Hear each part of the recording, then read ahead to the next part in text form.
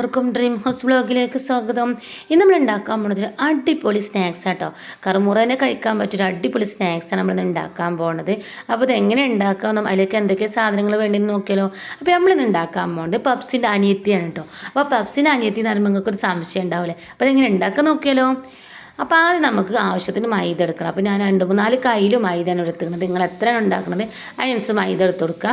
ഇനി അതിലേക്ക് പാകത്തിന് ഉപ്പും കുറച്ച് ഈസ്റ്റും ചേർത്ത് കൊടുക്കുക. ഡ്രൈ ഈസ്റ്റാണ് ഞാൻ ചേർക്കുന്നത്. അപ്പോൾ നേരിട്ടാണ് ഞാൻ അതിലേക്ക് ചേർത്ത് കൊടുക്കുന്നത്. ഇനി അതിലേക്ക് നമുക്ക് കുറച്ച് പഞ്ചസാരയും കുറച്ച് ഓയിലും വേണം കേട്ടോ. അപ്പോൾ പാകത്തിന് കുറച്ച് ഓയിൽ ഒഴിച്ച് കൊടുക്കുകയാണ്. ഞാൻ കുറച്ച് മതി കേട്ടോ. അപ്പോൾ അതിനനുസരിച്ച് കുറച്ച് ഓയിൽ, 1 സ്പൂൺ ഓയിൽ മതി. ഇനി അതുപോലെ തന്നെ നമുക്ക് കുറച്ച് പഞ്ചസാരയും ചേർത്ത് കൊടുക്കുക. അപ്പോൾ അത് പപ്സിൻ്റെ അനിയത്തി എന്ന് പറയാൻ കാരണം പപ്സ് കഴിക്കണം അതേ ടേസ്റ്റ് നമുക്കിത് കഴിക്കുമ്പോൾ. പക്ഷേ പപ്സിൻ്റെ അതേ രൂപം അല്ലാത്തത് കൊണ്ടാണ് പപ്സിൻ്റെ അനിയത്തി എന്ന് പറഞ്ഞത്. ഇനി നമുക്ക് പാകത്തിന് വെള്ളം ഒഴിച്ച് നല്ലതുപോലെ അത് കുഴച്ചെടുക്കണം കേട്ടോ. അപ്പോൾ അത് കുറച്ച് വെള്ളം ഒഴിച്ച് കുഴച്ചാൽ മതി. കൂടുതൽ വെള്ളമാകുമ്പോൾ എപ്പം ഒട്ടിപ്പോവും, അതേപോലെ വെള്ളം ഏറും. നമുക്കിത് കുറച്ച് ടൈറ്റിലാണ് ഈ മാവ് വേണ്ടത്. അപ്പോൾ അതിനനുസരിച്ച് കുറച്ച് വെള്ളം ഒഴിച്ച് നമുക്കിതൊന്ന് വെള്ളം ഏറാത്ത രൂപത്തിൽ നല്ലതുപോലെ ഒന്ന് കുഴച്ചെടുക്കണം കേട്ടോ. അപ്പോൾ ഇതുപോലെ ഞാൻ നല്ലൊരു മയത്തിൽ ഇത് കുഴച്ചെടുത്തിക്കണം. ഇനി നമുക്ക് ഇത് ആ ടോപ്പിലോ അല്ലെങ്കിൽ ഇതേപോലെ പാത്രത്തിലോ ഇട്ടാൽ നല്ലതുപോലെ ഒന്ന് കുഴച്ച് നല്ലോണം ഒന്ന് മയപ്പെടുത്തിയെടുക്കണം. അപ്പോൾ നമ്മൾ നല്ലോണം ക്രിസ്പി ആവുള്ളൂ. അപ്പോൾ ഇതുപോലെ നല്ലൊന്ന് കുഴച്ച് മയപ്പെടുത്തിയെടുത്തിക്കണം. ഇനി നമുക്കിത് മാറ്റി വെക്കാം കേട്ടോ. നമുക്ക് അതിൻ്റെ ഉള്ളിൽ നിറക്കാനുള്ള ഫില്ലിംഗ് ഒന്ന് തയ്യാറാക്കാം. അതിന് വേണ്ടിയിട്ട് ഞാൻ അവിടെ ഒരു പാൻ അടുപ്പത്ത് വെച്ചിട്ടുണ്ട്. അതിലേക്ക് കുറച്ച് ഓയിൽ ഒഴിച്ച് കൊടുക്കുകയാണ്.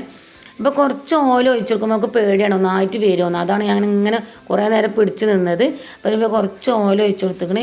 ഇനി അതിലേക്ക് നമുക്ക് ചെറുതായിട്ട് കനം കുറച്ചരിഞ്ഞ നീളത്തിലരിഞ്ഞ സവാള ഇട്ട് കൊടുക്കുകയാണ് കേട്ടോ. അപ്പോൾ സവാളയൊക്കെ അത്യാവശ്യത്തിന് എടുത്താൽ മതി. തോനെ നമുക്ക് ഓവറായിട്ട് എടുക്കുകയൊന്നും വേണ്ട. അപ്പോൾ ഭയങ്കര വിലയല്ലേ പച്ചക്കറിക്കൊക്കെ. അപ്പോൾ അതിന് ആവശ്യത്തിന് എടുത്തിട്ട് ഇനി അതിലേക്ക് പാകത്തിന് ഉപ്പും ചേർത്ത് നമുക്ക് നല്ലതുപോലെ ഒന്ന് ഇളക്കി കൊടുക്കണം. അപ്പോൾ നല്ലോണം ഒന്നും ഇങ്ങോട്ട് വയന്നതിന് ശേഷം നമുക്ക് ബാക്കിയുള്ള കാര്യങ്ങൾ ചേർക്കേണ്ടത്. അപ്പോൾ ഒന്നും ഇങ്ങോട്ട് വയന്ന് വന്നിട്ട് അതിലേക്ക് ചെറുതായിട്ട് അരിഞ്ഞ പച്ചമുളകും അതേപോലെ ചെറുതായിട്ട് അരിഞ്ഞ ഇഞ്ചിയും കറിവേപ്പിൻ്റെ മല്ലിച്ചപ്പുമാണ് ഞാൻ ചേർത്ത് കൊടുത്തിരിക്കുന്നത് കേട്ടോ. അപ്പോൾ ഇത് 4 ഞാൻ അതിലേക്ക് ഇട്ട് കൊടുത്തിരിക്കണേ. എത്ര കയ്യിലോണ്ട് ഇട്ട് കൊടുത്താൽ നമുക്ക് ആ കൈ വെച്ചിട്ട് ഒന്നും ഇങ്ങോട്ട് ആക്കിയിട്ടില്ലെങ്കിൽ ഒരു സമാധാനക്കേടാണ് കേട്ടോ. അപ്പോൾ അതുപോലെ തന്നെ എല്ലാം തുടച്ച് ഞാൻ അതിലേക്ക് ഇട്ട് കൊടുത്ത് ഇനി അത് നല്ലോണം ഒന്ന് വയന്ന് വന്നിട്ട് വേണം നമുക്ക് പൊടിവർഗ്ഗങ്ങളൊക്കെ ഒന്ന് ഇട്ട് കൊടുക്കണേ. അത്യാവശ്യം പൊടിവർഗ്ഗങ്ങളൊന്നും ഓവറായിട്ട് കുത്തുന്ന രീതിയിലൊന്നും നമ്മൾ പൊടിവർഗ്ഗങ്ങൾ ഇടുന്നില്ല. നമുക്ക് ആവശ്യത്തിനില്ല മുളകും പൊടി. അപ്പോൾ 1 സ്പൂൺ മുളകും പൊടി, കാശ്മീരി മുളകും പൊടി. നമുക്ക് കളറും കിട്ടും, എരിവും കുറവേക്കാരം. പച്ചമുളക് ഇട്ടിക്കണല്ലേ നമ്മൾ എരിവിനനുസരിച്ച്. ഇനി അതിലേക്ക് വേണ്ടത് 1/2 സ്പൂൺ മഞ്ഞൾപ്പൊടിയാണ് കേട്ടോ. പിന്നെ നമുക്ക് വേണ്ടത് ഗരം മസാലയാണ്. 1/2 സ്പൂൺ ഗരം മസാല ഇട്ടിക്കണേ. ഈ ഗരം മസാല ഇല്ലെങ്കിൽ നിങ്ങൾക്ക് ചിക്കൻ മസാല ചേർക്കാം കേട്ടോ. അപ്പോൾ അതുപോലെ തന്നെ ഞാൻ ഗരം മസാല ഇട്ട് കൊടുത്ത് ഇനി അതിൻ്റെ ആ പച്ചമണം, ആ മസാലകളുടെ പച്ചമണം പോകുന്നവരെ നമുക്ക് ആ ഉള്ളിലിട്ട് നല്ലതുപോലെ ഒന്ന് വഴറ്റി കൊടുക്കാം. ഇനി ഇതിലേക്ക് വേണ്ടത് പുഴുങ്ങിയ മുട്ട നമുക്ക് നല്ലോണം ഒന്ന് മുറിച്ച് ചെറുതാക്കി ഇതുപോലെ ആക്കിയെടുത്തതാണ് വേണ്ടത്. അപ്പോൾ അതും കൂടി ഞാൻ അതിലേക്ക് ചേർത്ത് കൊടുക്കുകയാണ് കേട്ടോ. അപ്പോൾ ഇതൊരു 4 മുട്ട ഉണ്ട്. അപ്പോൾ നിങ്ങൾ എത്രയാണ് ഉണ്ടാക്കുന്നത് അതിനനുസരിച്ച് മുട്ടൻ്റെ അളവും അതേപോലെ തന്നെ പൊടിൻ്റെ അളവും ഒക്കെ നിങ്ങൾക്ക് കൂട്ടിയെടുക്കുക കേട്ടോ. അപ്പോൾ ഞാൻ ആ പുഴുങ്ങിയ മുട്ട മുറിച്ചത് ഞാൻ അതിലേക്ക് ഇട്ട് കൊടുക്കുകയാണ്. അപ്പോൾ അതും കൂടി ഇട്ട് കൊടുത്തിട്ട് നമുക്ക് നല്ലതുപോലെ ഒന്ന് വഴറ്റി ആ ഉള്ളിയും ആ മുട്ടയൊക്കെ ഒരുമിച്ച് ആവുന്ന രീതിയിൽ നല്ലോണം ഒന്ന് വഴറ്റി മസാലയൊക്കെ മുട്ടയ്ക്ക് ആവുന്ന രീതിയിൽ ഒന്ന് വഴറ്റി കൊടുക്കണം.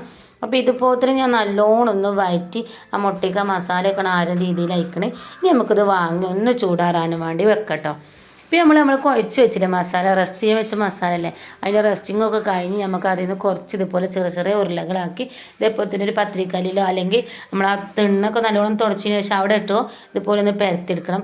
ഒരു ബൂരിൻ്റെ വലുപ്പത്തിൽ നമുക്കിതൊന്ന് പരത്തിയെടുക്കാം കേട്ടോ. അപ്പോൾ ഇതുപോലെ തന്നെ ഞാനൊരു ബൂരിൻ്റെ വലുപ്പത്തിൽ ഇതൊന്ന് പരത്തി എടുത്തിക്കണം. അപ്പോൾ കുറച്ച് നല്ലോണം കനം കുറയരുത്, കുറച്ചൊരു കനത്തിൽ വേണം നമുക്കിതൊന്ന് പരത്തിയെടുക്കാൻ. അപ്പോഴേ നമ്മളെ പലഹാരത്തിന് നല്ലൊരു ടേസ്റ്റ് കിട്ടുള്ളൂ കേട്ടോ.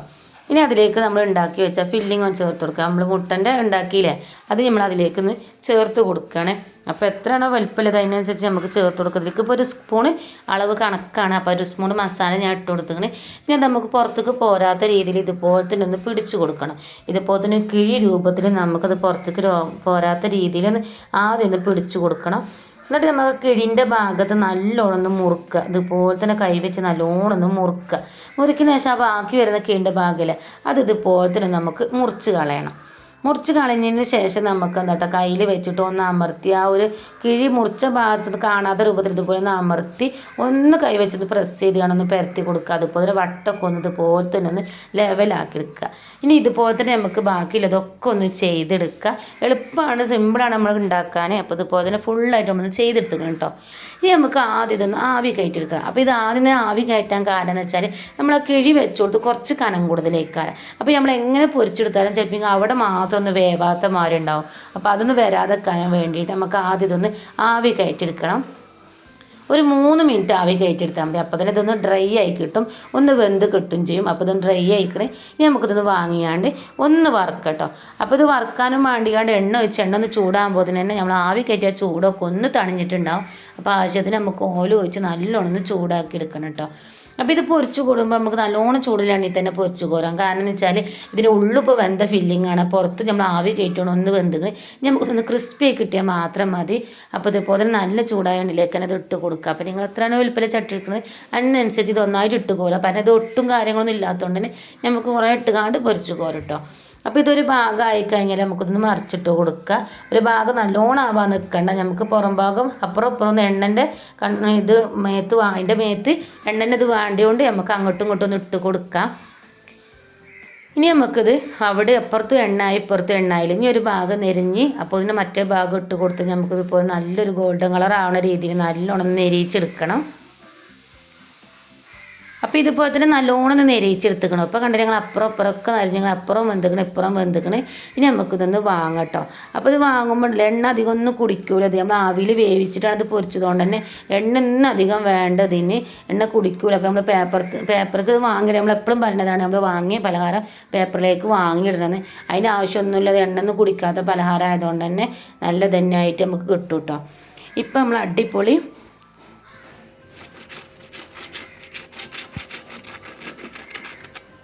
ഇപ്പോൾ കണ്ടില്ല നിങ്ങൾ അടിപൊളി എന്ന് പറഞ്ഞത് നല്ല ക്രിസ്പി ആയിട്ടുണ്ട്, പുറമൊക്കെ നല്ല ഡ്രൈ ആയിട്ടുണ്ട് വന്നിട്ടുണ്ട്. അതാണ് ഞാൻ അടിപൊളി എന്ന് പറയാൻ കാരണം. ഇപ്പോൾ ഇത് സോസിലൊക്കെ കൂട്ടി കഴിക്കാൻ ഭയങ്കര ടേസ്റ്റാണ്. അപ്പോൾ എല്ലാവരും ഒന്ന് ഉണ്ടാക്കി നോക്കുക. അഭിപ്രായം കമൻറ്റ് ബോക്സിൽ അറിയിക്കുക. എല്ലാവരും ഷെയർ ചെയ്യാനും സബ്സ്ക്രൈബ് ചെയ്യാനും മറക്കരുതേ.